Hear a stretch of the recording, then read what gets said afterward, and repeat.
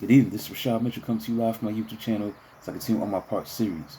The week that was college football history review, the 1971 college football season. This is week 2 of the games that were played on September 18th, 1971. Let's get into it. Number 15, Syracuse, played against Wisconsin, and this matchup resulted in a 20-20 tie. Trailing 20-14 with 2:18 remaining, Syracuse took over on its own 13-yard line. Orange Man quarterback Bob Woodruff hit 8 of 11 passes, including a 12-yard touchdown to wingback Brian Hambleton. Badgers seemed doomed to defeat, but salvaged tie as linebacker Ed Albright blocked Syracuse's kicker Errol Barrow's extra point attempt. Wisconsin had taken a 2014 lead as tight end Larry Mielik scored on a 21-yard reception, lugging defender over final 5 yards to end zone. Quarterback Neil Graff and tailback Rufus Roadrunner Ferguson, who rushed for 149 yards and 2 touchdowns, paced Wisconsin. Syracuse lost star defensive tackle Joe Ehrman, who led goal line stand in the second quarter to season-ending knee surgery. Next, Wake Forest defeated Virginia Tech 20-9. Florida State beat Miami 20-17.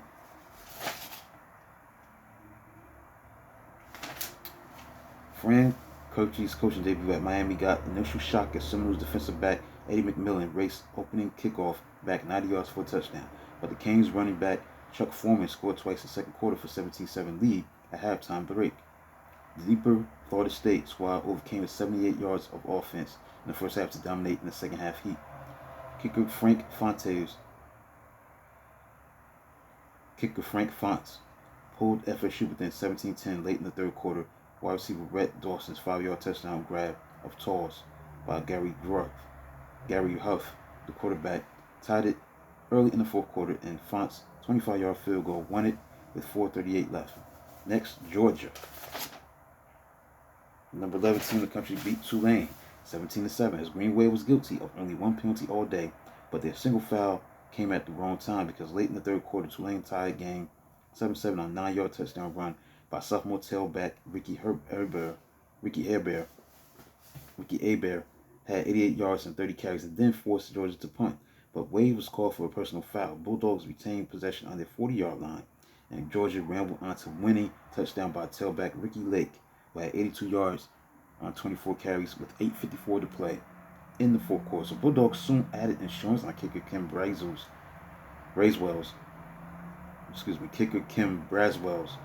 31-yard field goal with defensive tackle Milton Bryce. He covered Hebert's fumble at the 14-yard line.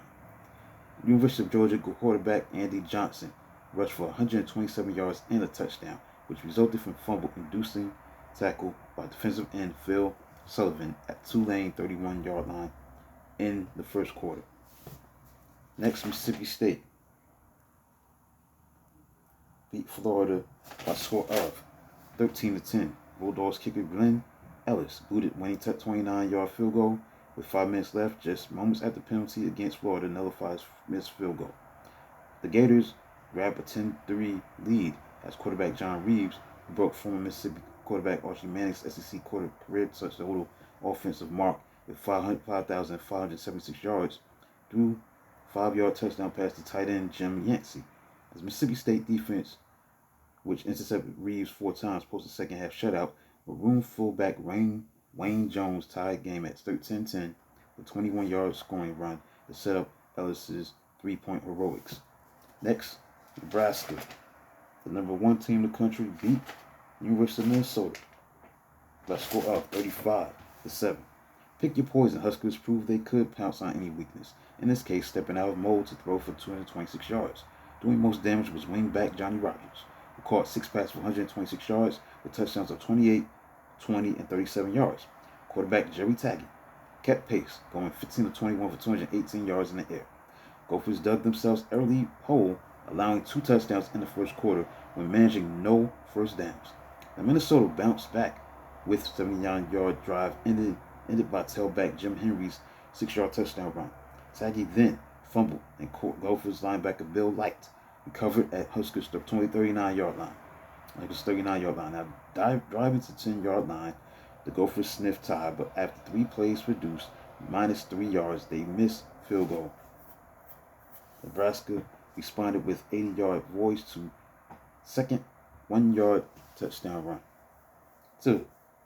That came from Jeff Kennedy, the eye back, with 79 yards and 16 carries. And pretty well ending matters at 21-7. Next, Arizona State, the number 16 team in the country, beat number 20 Houston by a score of 18-17. High-scoring clubs hooked up in surprising defensive struggle, which was decided by a last-second field goal. Now, Houston started slowly with 14 yards in the 3 first-quarter possessions, but built a 17-7 lead in the fourth quarter on touchdowns by Robert Newhouse, running back, and tight end Riley Odoms. Now, Arizona State converted fumble recovery into fullback Brent McClanahan's 7-yard touchdown run. A 2-point conversion pass by quarterback Danny White to cut the deficit to 17-15 midway through the fourth quarter. Now, Sun Devils mustered last drive to produce, winning 46-yard field goal by 27-year-old kicker Don Erstrand. Exhausting victory stretched Sun Devils' win streak to 18 games. Next, Texas, the number 3 team in the country, beat UCLA 28-10. Shaking off injuries, Texas quarterback Eddie Phillips led the devastating attack that amassed 443 yards in swamping Bruins. Phillips ran for 142 yards, a touchdown through surprise 36-yard touchdown pass to wide receiver Jimmy Moore. Now, halfback Jim Bertelsen added 124-yard rushing, as Texas did not seem to miss 17 graduated stars from 1970. Now, safety Ron Carver's 3 interceptions kept Bruins in game. Now, trailing 14-10 early in the fourth quarter, Bruins moved to Texas' 42-yard line for missing 60-yard field goal attempt by kicker Efren Herrera.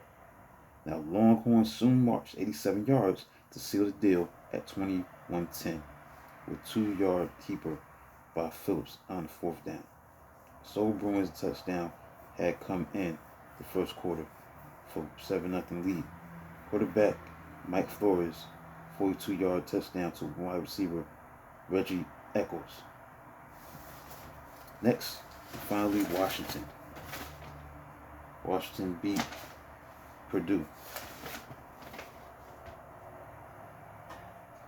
38-35. Washington beat Purdue 38-35. Now, fans of big plays should rent this film because Boilermaker scored on a 39-yard run by halfback Otis Armstrong, 80-yard catch by wide receiver Darryl Stingley, and 43-yard scramble by quarterback Gary Danielson. Now, Huskies featured 60-yard touchdown run by wide receiver Tom Scott, who had 3 touchdowns on reverse, and winning 33-yard touchdown strike to Scott by quarterback Sonny Sixkiller, who threw for, to date, school record of 387 yards. Danielson's pass to Stingley had given Purdue short-lived 35-31 lead moments earlier. So that concludes a look at Week 2. The games that were played on September 18th, 1971. The week that was College Football History Review, the 1971 college football season. Week 2, the games that were played on September 18th, 1971. Let's look at the AP poll as of September 20th. Nebraska was number 1. Number 2 was Notre Dame. 3, Texas. 4 was Michigan.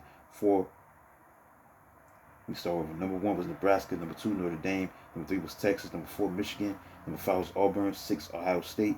7, Arkansas. 8, Alabama. 9, Tennessee. 10, Colorado. That was the top 10. The rest of the top 20 rounded out as this. Number 11, Oklahoma. Number 12, Penn State. 13, Stanford. 14, Georgia. 15, Arizona State. 16, Southern California. 17, Washington.